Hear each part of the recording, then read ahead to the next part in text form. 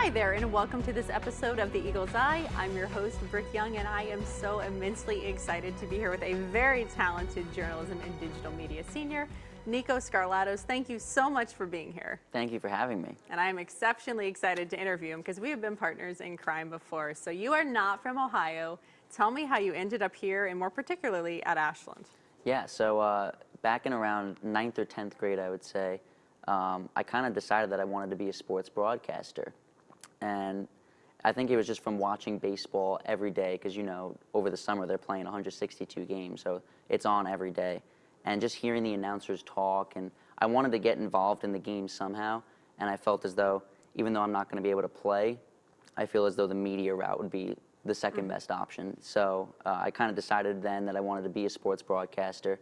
And going into my senior year of high school, I was looking at colleges, and it's actually funny, my brother is a Cleveland Indians fan.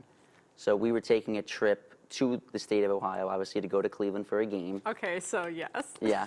And while we were there, my mom was like, hey, let me just try and find colleges in Ohio that have good sports broadcasting journalism programs. And sure enough, we found Ashland University, diamond in the rough, and came and got a tour, met everyone here on campus here at the JDM department, and just fell in love with it, and that was it. That is the sweetest story ever. Thank you for coming to watch a Cleveland Indians game. As an Indians fan, that makes me very happy. So I know that you're very involved in radio. You know, that's kind of your mode and your medium of choice. Tell me a little bit, like you said, you were in love with these announcers when you were in high school. So how did you get involved in the radio medium? Did you jump right in? Yeah, so actually it was the first week that I was here on campus. We had one of the guys from radio, Noah Clunan, actually come up to me and say, hey, like, I heard you want to do sports broadcasting. I'd love for you to come and get involved. So within the first month, I was already a studio host for one of the football games. So that was a great experience, just getting me on the air right away within my first month of being here at Ashland. And then it kind of just took off from there. I was getting more and more experience as time went on, and now here I am. Well, as you know, reps are big in this, and you have a lot of reps. You are now the sports director. So what kind of toll does that take on your everyday life and your time management skills? It definitely keeps me busy, I will say that, but it's fun. I don't mind doing the things that I do, because the only way you're going to make it in this business, I feel like, is if you have a passion for sports, and that's exactly what I have, because every day when I come in and write scripts for Sports Update or doing stuff, whether it be even on like a Early Bird's Word, I have to write the sports beats in the morning. It's stuff that I enjoy doing. It's talking about sports, reading and writing about it. So it keeps me busy for sure, but I definitely enjoy doing it. Like they say, if you're having fun, it doesn't feel like work at all. Now, another medium you're big into is the television, and that's where we have collaborated before. Now, I have to ask, what's your favorite sport to announce on, to call on? I'm hoping you'll say basketball. Yeah, I definitely, for TV at least, I would say basketball. You, of course, were the sideline reporter when I was calling games, which was so awesome. And we had a crazy amount of fun. We did. But I love just getting my voice on the air, and especially in front of the camera. I know that a lot of people can tend to be a little shy, and I definitely was at first too. You get a little nervous, but once you get on for a couple times, it's just so much fun being on the air calling games, so I love it. And on Sports Time Ohio, it's a really good experience because it's actually something that your friends and your family can watch on the television, being that they're in the area where it's broadcasted. Tell me how valuable that was to you. Yeah, I think it was awesome.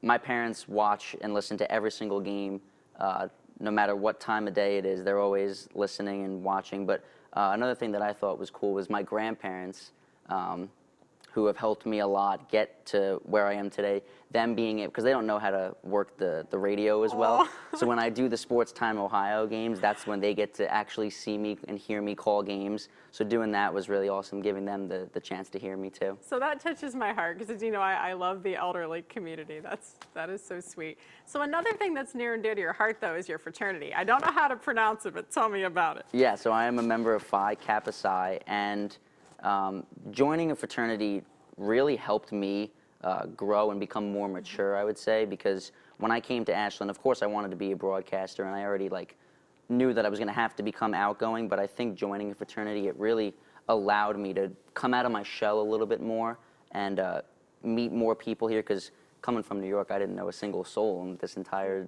place. So joining a fraternity really loosened me up. It allowed me to get more comfortable here at Ashland, which only helped me in broadcasting, because it made me realize that it's okay if I'm nervous, just do what I do and let it flow, and that's exactly what I So did. being confident in yourself is the best thing you can do. What's the number one, if you had to pick one attribute of everything you've learned from your fraternity, or everything you've enjoyed there, what's the number one thing you've enjoyed about it during your years here?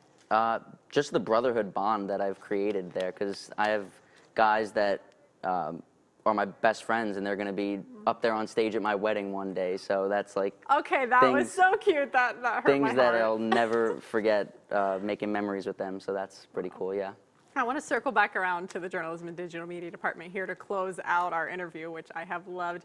What mark do you hope to leave on the department in general, but more particularly on the radio, since I know that's your passion? Yeah, I just hope that people who come into the JDM department in the future understand the work ethic that goes into it, but also the amount of fun that you can have doing it. I've noticed in my last couple years here, now that I'm the more experienced one, I can see how the younger guys do things, and I've noticed that they come in and they're nervous, and it sometimes affects their broadcast, but I just want them to know that doing this is something that you're supposed to have fun with. If you don't have fun doing it, then you won't be successful doing it. So even though you might be nervous, just enjoy it, settle down. You're only talking about a sporting event. It's not something that's scary. It's just a basketball game. Not the end of the world. Right. So just have fun with it, and you'll be fine. I love that advice. Well, thank you so much for sitting down with me firstly, and thank you for joining us on this episode of The Eagle's Eye. Again, I'm your host, Brooke Young.